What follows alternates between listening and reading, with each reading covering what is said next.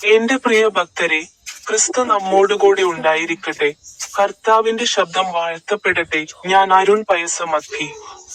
നിങ്ങൾക്കെല്ലാവർക്കും ഊഷ്മളമായ ആശംസകൾ.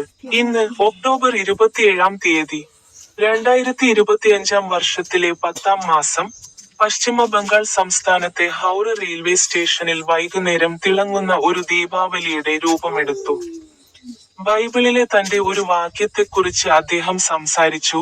വിശുദ്ധ ലൂക്കോസിന്റെ വിശുദ്ധ സുവിശേഷം, അദ്ധ്യായം 6, വാക്യങ്ങൾ 27ഉം 28ഉം.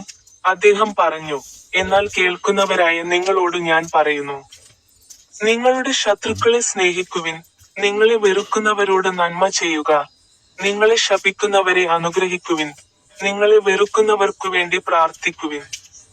നിങ്ങൾക്കെല്ലാവർക്കും ഊഷ്മളമായ ആശംസകൾ. എന്റെ യൂട്യൂബ് ചാനലിലെ സ്റ്റിക്ക് ബട്ടണിൽ ക്ലിക്ക് ചെയ്യാൻ മറക്കരുത്.